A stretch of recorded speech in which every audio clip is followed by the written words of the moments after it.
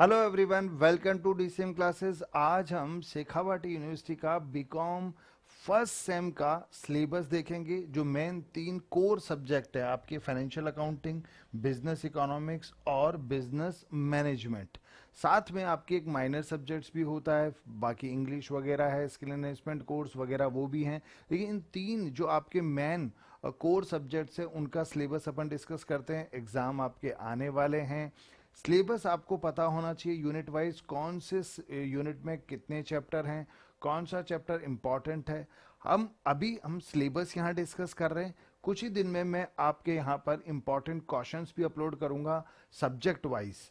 Financial accounting में कौन सा जो चैप्टर है, क्योंकि वहाँ चैप्टर इंपॉर्टेंट होता है, न्यूमेरिकल वाला है, उसमें कुछ थ्योरी के क्वेश्चंस भी कौन से इंपॉर्टेंट हो सकते हैं वो भी बताएंगे।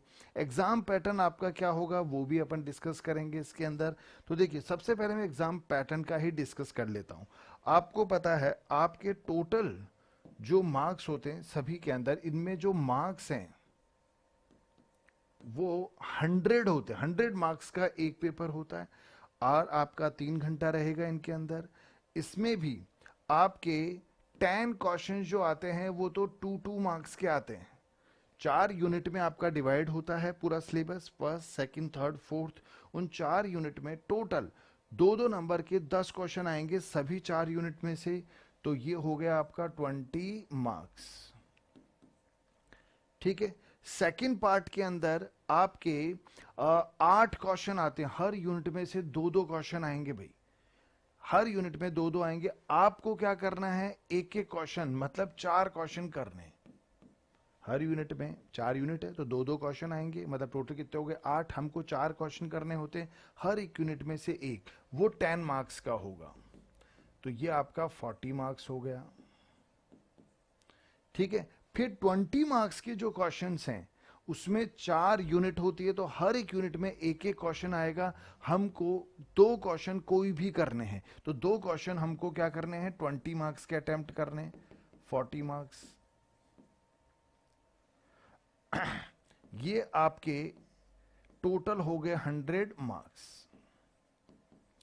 अब रेगुलर हो या नॉन कॉलेज, पेपर सेम ही रहता है, मार्क्स भी सेम रहते हैं। बस फर्क यह है, नॉन कॉलेज जो स्टूडेंट हैं उनका तो पूरा 100 मार्क्स का जो पेपर होता है उसमें से जो भी मार्क्स आएंगे वो उनके रहेंगे। लेकिन जो रेगुलर स्टूडेंट हैं उनका क्या है, उनका तो 30 मार्क्स का क्या होता है, इंटरनल असेसमेंट भी होता है, जिसके अंदर आपके क्लास टेस्ट वगैरह जो वो इंटरनल देते हैं वो भी है, साथ में असाइनमेंट्स वगैरह जो होते हैं उनके मार्क्स भी होते हैं। तो 30 नंबर तो आपके वो होंगे। बाकी 70 मार्क्स का एक्सटर्नल असेसमेंट होगा, पेपर 100 का ही होगा। अब सपोज आपके 100 में से 50 मार्क्स आए, 100 में से देखो इनके मान लो 50 मार्क्स आए 100 में से, तो इनका तो 50% बन गया। ठीक है। लेकिन अगर इनके मान लो 100 में से 50 मार्क्स आए तो इनका 70 में से परसेंटेज कैलकुलेट हो जाएगा, 50/100 इस तरह से। तो 35 नंबर काउंट होंगे एक्सटर्नल में। बाकी 30 में से जो भी मार्क्स आया, मान लो 20 मार्क्स आए, इसमें से 20 आ गए और इसमें से 35, टोटल आपका कितना हो गया 55। अब नॉर्मली जो इंटरनल असेसमेंट होता है उसमें कॉलेज वाले अच्छे ही मार्क्स देते हैं, 20 से तो कम देते नहीं है, लेकिन हाँ आपने अच्छा थोड़ा परफॉर्म किया है वहाँ तो अच्छे मार्क्स मिलते हैं। तो रेगुलर स्टूडेंट के थोड़ा सा बेनिफिट है, परसेंटेज अच्छे बन जाते हैं। बाकी नॉन रेगुलर जो स्टूडेंट है, नॉन कॉलेज, उनका तो 100 का जो टोटल पेपर होगा उसी में से मार्क्स आएंगे। समझ गए ना बात को, एक बार दोबारा समझना। आपका पेपर 100 का ही होगा, सपोज उसमें से 50 मार्क्स आए तो मतलब कितना है 50%। अब 70 का 50% निकाल देंगे तो 35 हो रहा है, तो आपके 35 एक्सटर्नल में काउंट किए जाएंगे और जो 30 मार्क्स का इंटरनल होता है वो और ऐड हो जाएगा इसमें। तो टोटल जैसे 30 में से 20 मार्क्स आए तो 20 और 35 कितने हो गए 55, इस तरह से काउंट होता है। ठीक है। और ये ध्यान रखना, पासिंग जो क्राइटेरिया है वो होता है 40%। कितना होता है भाई 40%। न्यू एजुकेशन पॉलिसी में 40% है, पहले 36 हुआ करता था ना, अब 100 में से आपका 40% जो है वो आना जरूरी है। तो यहाँ तो नॉन कॉलेज का तो डायरेक्ट 40% से ज्यादा आना चाहिए। इनमें ये ध्यान रखना दोनों में इंटरनल तो 30 मार्क्स है, उसका 40% तो 12, तो वहां पर भी आपके 40% आने चाहिए, और इसमें भी एक्सटर्नल में भी 40%, दोनों में 40% या उससे ज्यादा आने चाहिए। कई बच्चे होते हैं कि सब इंटरनल नहीं दें तो क्या हो, हम तो इसी में से ले आएंगे नंबर, तो ऐसा नहीं, इंटरनल देना कंपलसरी होता है रेगुलर स्टूडेंट के लिए। तो ये थोड़ा सा ध्यान रहिए, क्योंकि आजकल बहुत पैटर्न हो गया है, बच्चे कॉलेज में एडमिशन ले लेते हैं, जाते ही नहीं है, कोई अलग, मान लो सपोज कोई बिजनेस में इन्वॉल्व है, कोई खुद अलग कोचिंग कर रहा है, ठीक है, कोई और किसी काम में बिजी है, या कोई ऐसे ही बिजी है लेकिन फिर भी नहीं जा रहा है, ठीक है। तो ध्यान रखना, कॉलेज का जो इंटरनल है वो तो कंपलसरी होता है, और सबने दे भी दिया होगा, अभी तक तो सब कॉलेज में लगभग हो गया है, ठीक है। अगर मान लो कोई प्राइवेट कॉलेज में है, अभी तक उसने नहीं भी दिया, तो भी एक बार वो कॉलेज जाके थोड़ा सा वहां बातचीत करे, जो भी फॉर्मेलिटीज है उनको पूरा करे भाई। अब बात आती है आपके इनके सिलेबस की। सिलेबस में आपको यहां लिखवाऊंगा, आप एक कॉपी में अपने लिख लीजिएगा, क्योंकि हर बार आपको पता होना चाहिए मेरे कौन कौन सी यूनिट में कौन सा चैप्टर है, तो उनको अच्छी तरह से आप साथ में लिख लीजिएगा भाई। सबसे पहले मैं फाइनेंशियल अकाउंटिंग की बात कर रहा हूं, तो आपके ये फाइनेंशियल अकाउंटिंग न्यूमेरिकल चैप्टर है। कई बच्चे अगर ये चाहते हैं कि हम थ्योरी करके जाएं, तो प्योर थ्योरी पे जाना रिस्क हो सकता है भाई, तो इसलिए ध्यान रखना, थ्योरी भी पढ़ना हो, क्योंकि जो शॉर्ट 2-2 मार्क्स के क्वेश्चंस आते हैं उनमें थ्योरी आती है, जो बड़े क्वेश्चन आते हैं उसमें भी कुछ थ्योरी कुछ न्यूमेरिकल इस तरह से रहते हैं, लेकिन केवल थ्योरी बेसिस पे जाना खतरनाक हो सकता है, और जो न्यूमेरिकल पढ़ के जा रहा है उसे भी थोड़ा बहुत थ्योरी पढ़ना पड़ेगा। शॉर्ट टाइप के जो क्वेश्चन उसमें मैक्सिमम क्या होती है, थ्योरीज पूछी जाती है, मतलब डेफिनेशन वगैरह इस तरह से छोटी मोटी। चलिए, अब सबसे पहले मैं यूनिट फर्स्ट की बात कर रहा हूं। सबसे पहला आपका जो चैप्टर है वो फाइनेंशियल अकाउंटिंग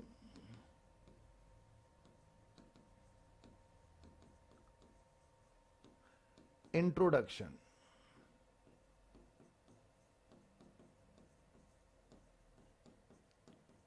जिसके अंदर आपके कॉन्सेप्ट आ जाएंगे, ऑब्जेक्टिव स्कोप आ जाएंगे, accounting as a information system आ जाएगा, अकाउंटिंग प्रिंसिपल जो कॉन्सेप्ट एंड कन्वेंशंस होते हैं बहुत इंपॉर्टेंट होते हैं, ये भी आ जाते हैं, डबल एंट्री सिस्टम क्या होता है वो सब इसमें आ जाता है। फिर एक आपका a brief overview of accounting standard, इनमें आपके जो 2-2 नंबर वाले क्वेश्चन है उसमें से कोई एक क्वेश्चन नॉर्मल बन सकता है, बाकी ज्यादा चांसेस का रहता नहीं है। तो दूसरा आपका क्या हो गया, अकाउंटिंग स्टैंडर्ड।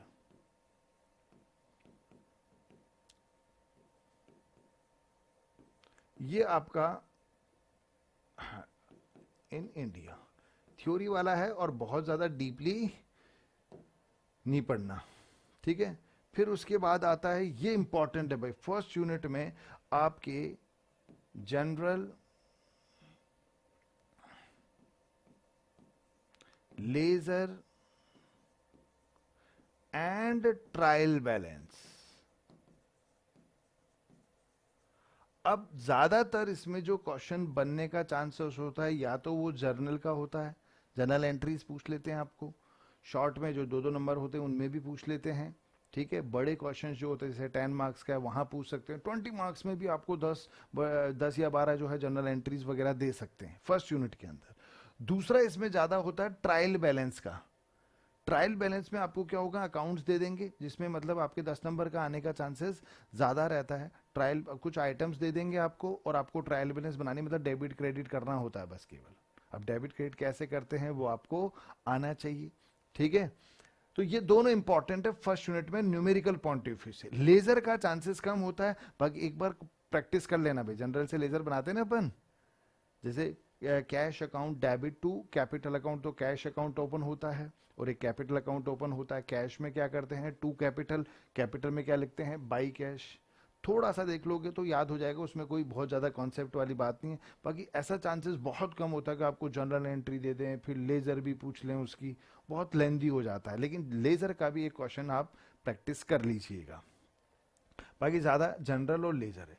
यूनिट सेकंड की बात करूं मैं, तो इसमें तो एक तो capital and revenue, capital and revenue income and expenditure. ये थ्योरी वाला क्वेश्चन है, ठीक है, कि भाई इसमें भाई जो आपके जितने भी एक्सपेंसेस होते हैं, कौन से रेवेन्यू एक्सपेंसेस होते हैं, कौन से कैपिटल एक्सपेंडिचर होते हैं, है ना। ऐसे ही आपके इनकम जो होती है, कौन सी रेवेन्यू इनकम है, कौन सी एक्सपेंडिचर इनकम है। आपको पता है रेवेन्यू इनकम और रेवेन्यू एक्सपेंडिचर तो आपके ट्रेडिंग P&L में जाते हैं, trading and profit and loss में। और जो आपके कैपिटल इनकम और कैपिटल एक्सपेंडिचर होते हैं वो आपके कहाँ बैलेंस शीट में इफेक्ट डालते हैं। तो वो थ्योरी वाला है। साथ में इसमें फाइनल अकाउंट है, लेकिन फाइनल अकाउंट में अलग अलग एडजस्टमेंट होते हैं। तो एक एडजस्टमेंट होता है प्रोविजन एंड रिजर्व का, तो वो थोड़ा बड़ा होता है, तो उसको नॉर्मल अलग चैप्टर में बता देते हैं ये। तो एक आपका हो जाएगा ये प्रोविजन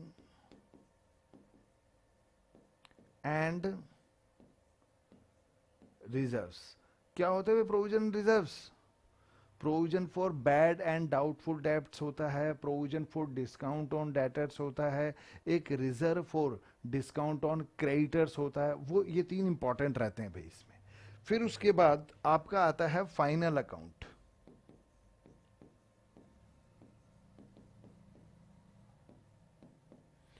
विद एडजस्टमेंट, जिसके अंदर आपके वही trading P&L and balance sheet रहता है। और विद एडजस्टमेंट से, तो एडजस्टमेंट आपको पता है outstanding expenses, prepaid expenses, accrued income, unearned income, depreciation, closing stock, आपके कमीशन ऑन से जो मैनेजर्स कमीशंस होता है वो, ठीक है। बहुत सारे आपके एडजस्टमेंट होते हैं, वो एडजस्टमेंट करते हो। तो ये इस यूनिट में इंपॉर्टेंट चैप्टर में 20 मार्क्स का बड़ा क्वेश्चन आने का चांसेस रहता है इसमें। फिर उसके बाद में यूनिट थर्ड देखिए, इसमें है accounting for non profit organisation. तो एक तो आपका नॉन प्रॉफिट ऑर्गेनाइजेशन हो गया, इसके अंदर आपको पता हो तो क्या बनता है, receipt and payment account, income and expenditure account और बैलेंस शीट। फाइनल अकाउंट अगर आता है तो ये भी आसानी से आ जाता है, ज़्यादा मुश्किल नहीं होता। हाँ, इसमें सब्सक्रिप्शन से रिलेटेड और कुछ थोड़े बहुत एडजस्टमेंट अलग होते हैं, ठीक है, वो आपको देखने होते हैं, बाकी लगभग सेम ही रहता है। फिर आपका है कंसाइनमेंट।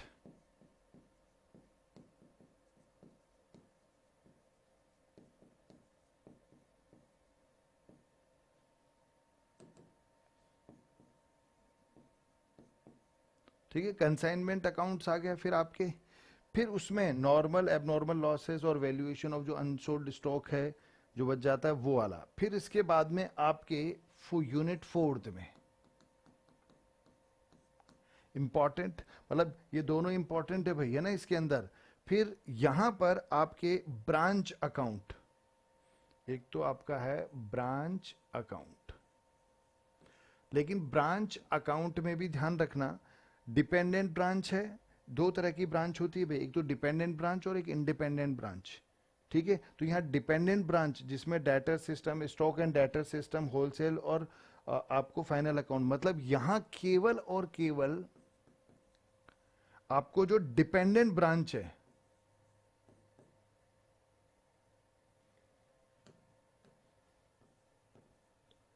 उसी को पढ़ना है, इंडिपेंडेंट ब्रांच नहीं पढ़ना। इंडिपेंडेंट ब्रांच अलग, इंडिपेंडेंट ब्रांच मतलब होती है ऐसी ब्रांच जो अपने सारे रिकॉर्ड जो होती है ना, जनरल लेजर वो सब कुछ अलग रखती है, और लास्ट में वो फिर अपनी जो हेड ऑफिस है उसको सेंड कर देती है। वो नहीं पढ़ना, केवल डिपेंडेंट ब्रांच है। और उसमें भी चार मेथड होते हैं। एक तो आपका कौन सा होता है, ये स्टॉक सॉरी डेटर सिस्टम, एक स्टॉक एंड डेटर सिस्टम, एक होलसेल प्राइस और एक फाइनल अकाउंट मेथड। ये चार मेथड्स होते हैं, वो आपने करने हैं। फिर 10th आपके आता है hire purchase, hire purchase account, ठीक है। एक आपके इंस्टॉलमेंट पेमेंट सिस्टम भी होता है, वो हायर परचेज थोड़ा सा लेंदी चैप्टर है। हायर परचेज अगर आप कर लेते हो तो इंस्टॉलमेंट सिस्टम जो आपका है वो अपने आप हो जाता है। एक दो एंट्रीज का डिफरेंस है, और उसमें आप देखोगे तो बुक में क्वेश्चन भी आपके केवल 4 ही दे रखे हैं, ज्यादा क्वेश्चन है नहीं। तो ये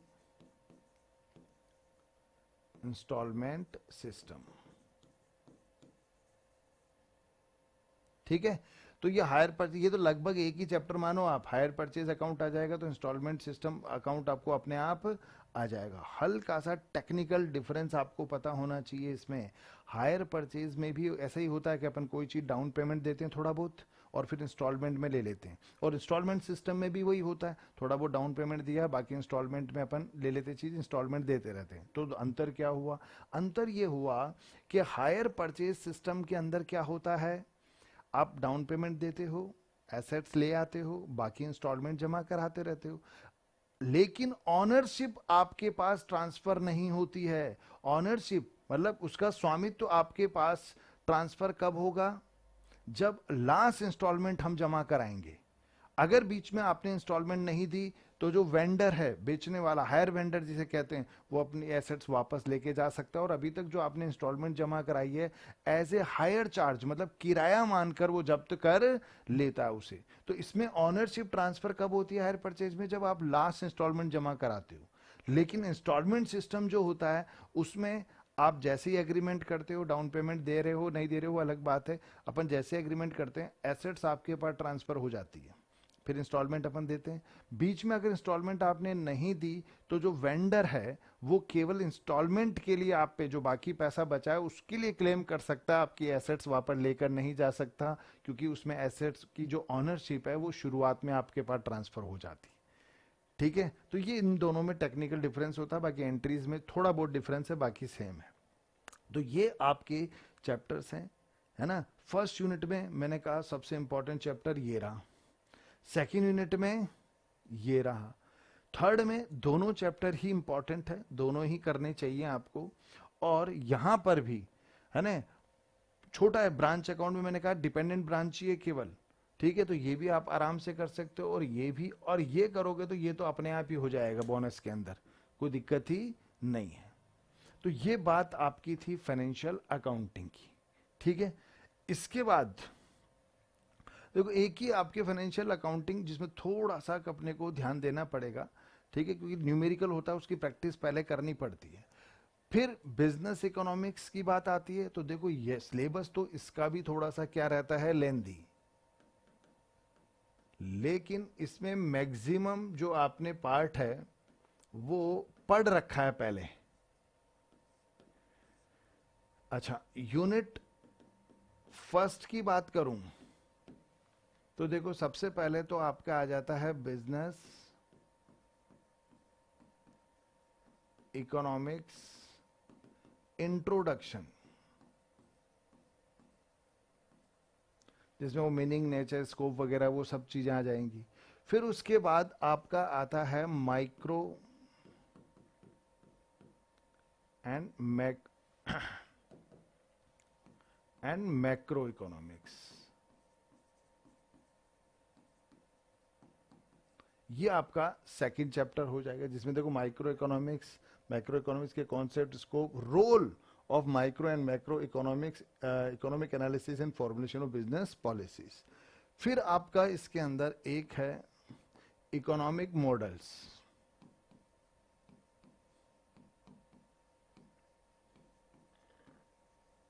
जिसके अंदर मीनिंग, ऑब्जेक्टिव एंड टाइप्स, केवल इतना है। फिर आपका इंपॉर्टेंट चैप्टर आता है फर्स्ट यूनिट में यूटिलिटी एनालिसिस,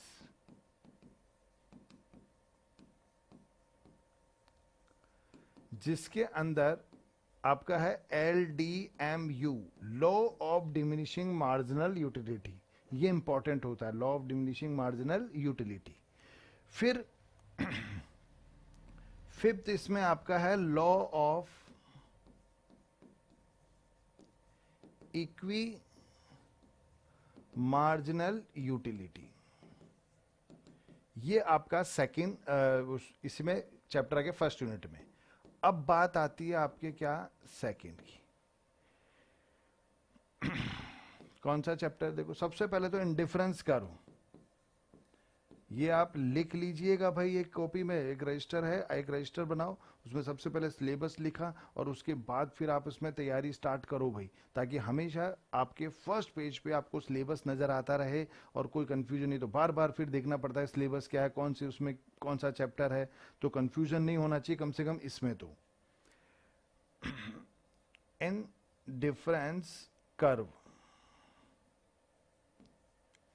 फिर इंडिफरेंस कर्व के साथ में एक कंज्यूमर इक्विलिब्रियम आता है इसी के अंदर,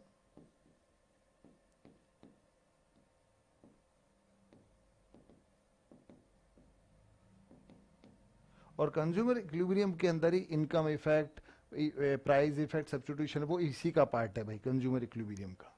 फिर उसके बाद आपका है डिमांड एनालिसिस, जिसके अंदर आपका लॉ ऑफ डिमांड आता है।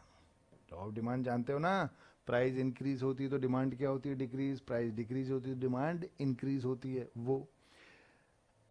फिर इसमें आता है आपके इलास्टिसिटी ऑफ डिमांड। तो मैंने कहा ना चैप्टर्स हल्के से थोड़े इसमें क्या होते हैं भाई, ज्यादा होते हैं। फिर देखें सप्लाई, जैसे डिमांड एनालिसिस था ना वैसे सप्लाई एनालिसिस होता है, एंड लॉ ऑफ सप्लाई, और उसी में आपके इलास्टिसिटी ऑफ, जैसे इलास्टिसिटी ऑफ डिमांड था ना, अगर ये आ जाएगा तो इसका जस्ट अपोजिट ये होता है भाई, ये भी आ जाता है, ये इलास्टिसिटी ऑफ सप्लाई। यहां डिमांड एनालिसिस था, लॉ ऑफ डिमांड था, इलास्टिसिटी ऑफ डिमांड था, वैसे ये supply analysis, law of supply and elasticity of supply, ये आपका हो गया। अच्छा, इसमें और है अभी डिमांड फोरकास्टिंग।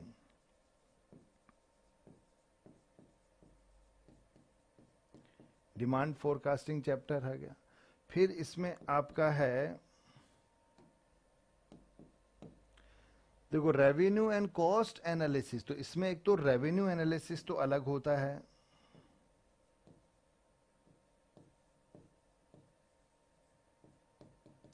ठीक है, एक आपके कॉस्ट एनालिसिस अलग होता है, कॉस्ट। अब कॉस्ट एनालिसिस के अंदर आपके ये आ जाता है, ये तो जैसे आपके है ना relationship between total revenue marginal revenue, ये तो रेवेन्यू एनालिसिस में आ जाता है। फिर ये कॉन्सेप्ट ऑफ कॉस्ट है ना, इसके अंदर आपके कॉन्सेप्ट ऑफ कॉस्ट बोल दो या कॉस्ट एनालिसिस बोल दो, इसमें short run long run cost curve वगैरह आ जाते हैं। तो ये आपकी हो गई कौन सी, सेकेंड यूनिट, ठीक है। हल्का सा आप इसको एक बार लिख लीजिए, फिर मैं आपको बता देता हूं आगे भी। चलिए अब इसके अंदर यूनिट थर्ड देखो भाई कौन सा है, प्रोडक्शन फंक्शन है। अब प्रोडक्शन फंक्शन में भी दो रहते हैं, एक तो आपका होता है ये लॉ ऑफ रिटर्न, ठीक है, शॉर्ट रन प्रोडक्शन फंक्शन बोलते हैं, एक होता है रिटर्न टू स्केल, और आईएसओ क्वांट कर्व ये सब इसी में होते हैं रिटर्न टू स्केल में। तो ये प्रोडक्शन फंक्शन जो रहता है,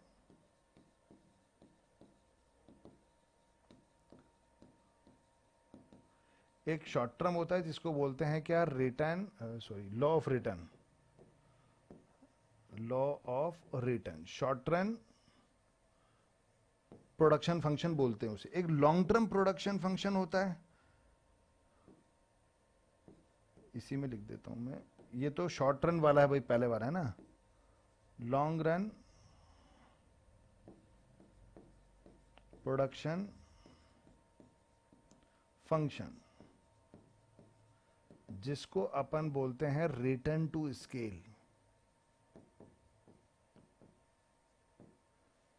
ठीक है। ये दो अलग अलग हो जाएंगे भाई इसके अंदर। फिर मार्केट एनालिसिस,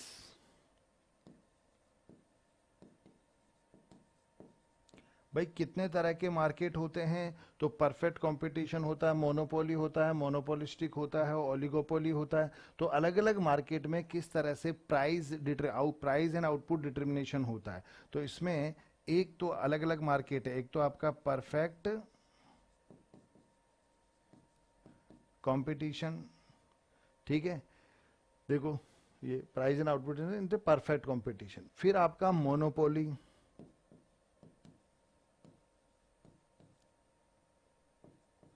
और इसी में एक आपका और होता है मोनोपोली में price discriminating. Price discriminating monopoly में क्या होता है भाई, एकाधिकार होता है, एक ही प्रोड्यूसर और सेलर होता है ना। और प्राइस डिस्क्रिमिनेशन का मतलब, ये डिस्क्रिमिनेटिंग मोनोपोली का क्या होता है, एक ही प्रोडक्ट का वो अलग अलग कस्टमर से अलग अलग प्राइस वसूल कर रहा है, ठीक है, तो वो होता है डिस्क्रिमिनेटिंग मोनोपोली।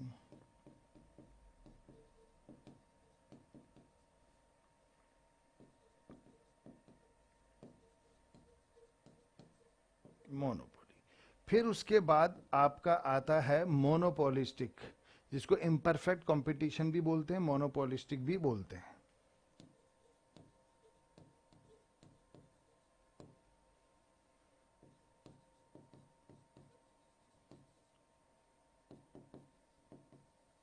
चलिए फिर आगे देखो, इसको थोड़ा सा कंपटीशन है ना। चलिए फिर उसके बाद में इसमें आता है एक ओलिगोपोली।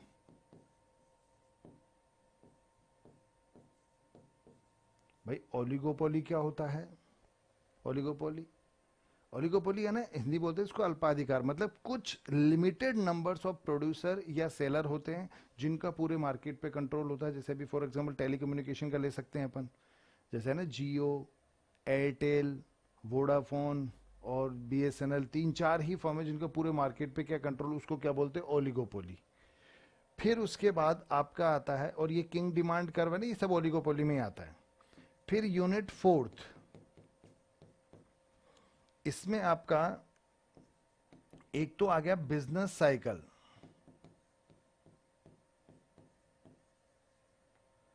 फिर फैक्टर प्राइसिंग, फैक्टर प्राइसिंग जिसमें आपके ये मार्जिनल प्रोडक्टिविटी थ्योरी आता है, ये वाला है ना। और उसके बाद में आपके एक तो थ्योरी ऑफ रेंट आ जाता है, थ्योरी ऑफ रेंट। भाई जो फैक्टर होते हैं ना, वो प्रोडक्शन फैक्टर कितने होते हैं, चार। एक तो रेंट होता है, मतलब एक तो लैंड होता है, एक आपके कैपिटल होता है, एक लेबर होता है, एक एंटरप्रेन्योर होता है। लैंड पे तो क्या दिया जाता है, रेंट, तो थ्योरी ऑफ रेंट आ जाता है, ठीक है। एक आपके लेबर होता है, तो लेबर पे क्या दिया जाता है, वेजेस, तो थ्योरी ऑफ वेजेज आ जाता है। और एक आपका हो गया इंटरेस्ट, कैपिटल पे क्या दिया जाता है, इंटरेस्ट, तो थ्योरी ऑफ इंटरेस्ट। एक आपके एंटरप्रेन्योर भी होता है जिसको जिसको लास्ट में क्या मिलता है, प्रॉफिट, जिसे थ्योरी ऑफ प्रॉफिट बोलते हैं, लेकिन वो आपके यहाँ सिलेबस में दिया हुआ नहीं। बाकी चार होते हैं, theory of rent, theory of wages, theory of interest और थ्योरी ऑफ प्रॉफिट भी होता है, वो आपके यहाँ सिलेबस में नहीं दे रखा। लास्ट आपके national income.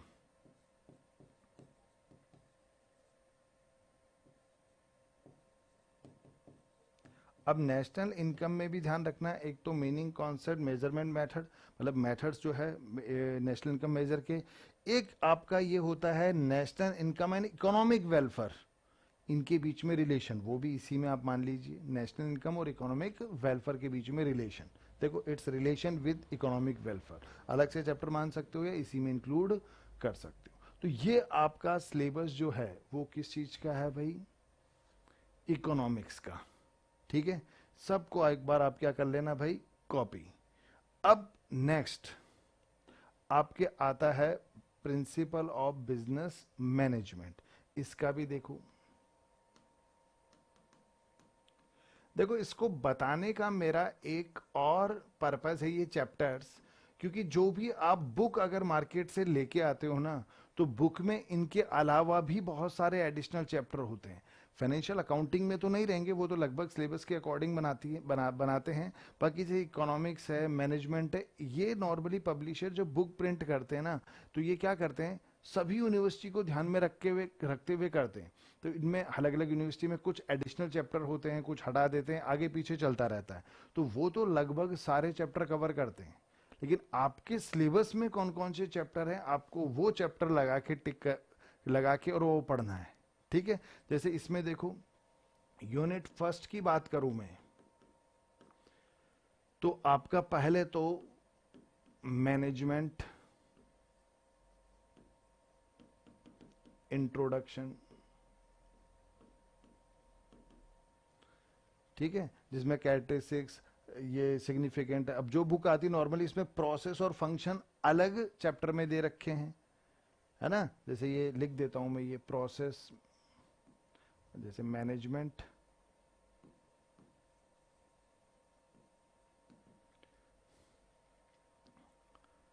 Process and function, ठीक है। फिर उसके बाद में ये आपके management as science and art and profession, तो ये एक तरह से नेचर ऑफ मैनेजमेंट में आ जाते हैं, ठीक है। तो एक आपका नेचर ऑफ मैनेजमेंट हो जाएगा, जैसे होने में वो इसी तरह लिखा होगा आपकी बुक में, मैनेजमेंट नेचर, इस तरह से, ठीक है। फिर एक अप्रोच ऑफ मैनेजमेंट है,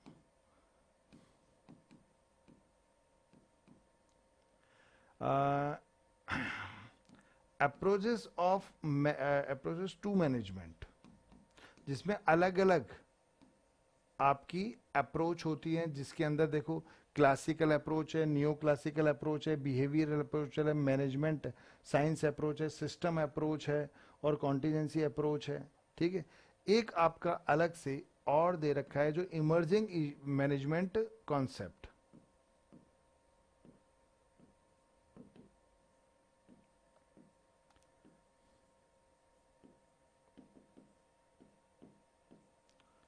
ये। फिर यूनिट सेकंड की बात करें तो इसमें प्लानिंग, ये आपका चैप्टर है। अब इस प्लानिंग में ही, है ना, पूरा process, important types of plan, policy, programme, strategy, vision, mission, goal, objective, ये सब इस प्लानिंग में ही आता है। फिर उसके बाद आता है ऑर्गेनाइजिंग।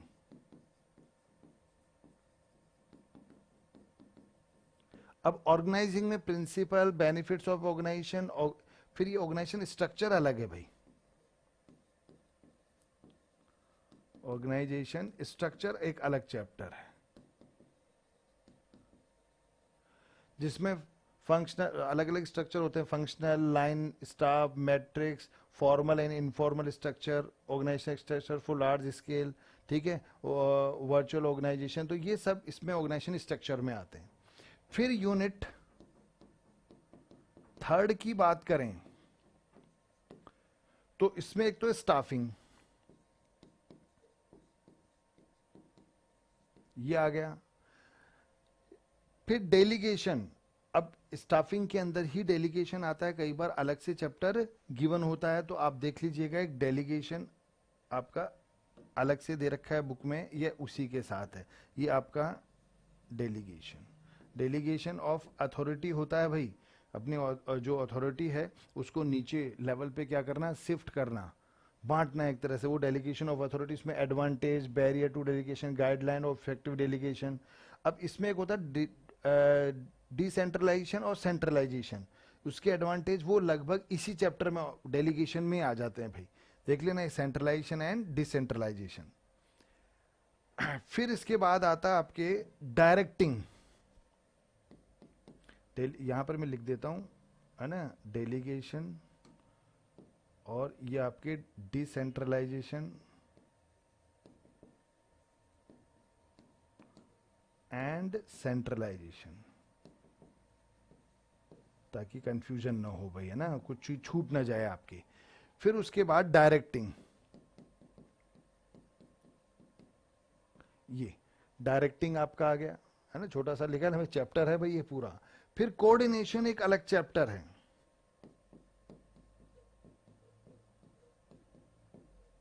ये कोऑर्डिनेशन अलग चैप्टर है भाई आपका। फिर कंट्रोलिंग अलग चैप्टर है, ये 13 नंबर। तो समझाने का पर्पस ये है कि इससे नॉर्मल आपको समझ में नहीं था कौन कौन से चैप्टर हैं बुक में। आप कोई भी बुक आप देखोगे तो आपको एक्स्ट्रा चैप्टर मिलेंगे उसमें, तो आप अपने सिलेबस में हिसाब से उन पर टिक लगा के पढ़ लेना भाई। फिर उसके बाद मोटिवेशन, फोर्थ यूनिट की बात करें, यहां लिख देता हूं मैं यूनिट फोर्थ,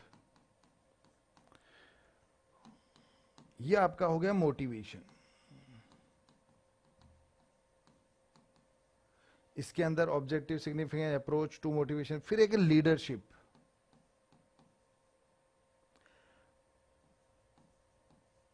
ये लीडरशिप आ गया, significant, leadership style, approach to, ये आपके लास्ट में भाई 2 ही चैप्टर हैं। तो ये आपके चैप्टर जो हैं वो प्रिंसिपल ऑफ मैनेजमेंट में हैं। ठीक है, इनको पढ़ना, आप पढ़ाई शुरू कर देनी चाहिए, क्योंकि आपके लगभग सबके एग्जाम फॉर्म आपने फिल कर दिए होंगे, नहीं करेंगे तो अभी भी है डेट, आप उसको फिल कर लीजिएगा भाई। बाकी ये आपका क्या है, सिलेबस, इसके अकॉर्डिंग पढ़ाई स्टार्ट करना। पढ़ने का एक ही तरीका है, थ्योरी सब्जेक्ट्स के अंदर आपको लिखना है भाई।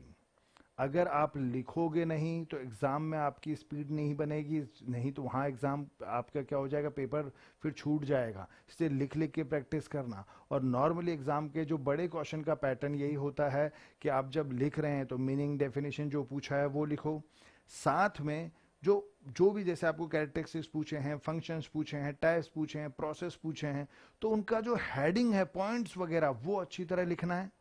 और उनके अंदर 3-4 लाइनें, जितना बड़ा क्वेश्चन करना है उसके हिसाब से 3-4 लाइनें अंदर आप एक्सप्लेन कर सकते हो। अंदर का मैटर एग्जामिनर नॉर्मल पढ़ता नहीं है, पॉइंट्स वगैरह वो देखता है। अगर आपने पॉइंट्स देखो पढ़ा है आपने तो आपको पॉइंट्स याद होंगे और आप पॉइंट्स लिखोगे, जैसे ही वो पॉइंट्स देखेगा तो एग्जामिनर को वैसे पता चलता है कि हाँ इसका पढ़ा हुआ है।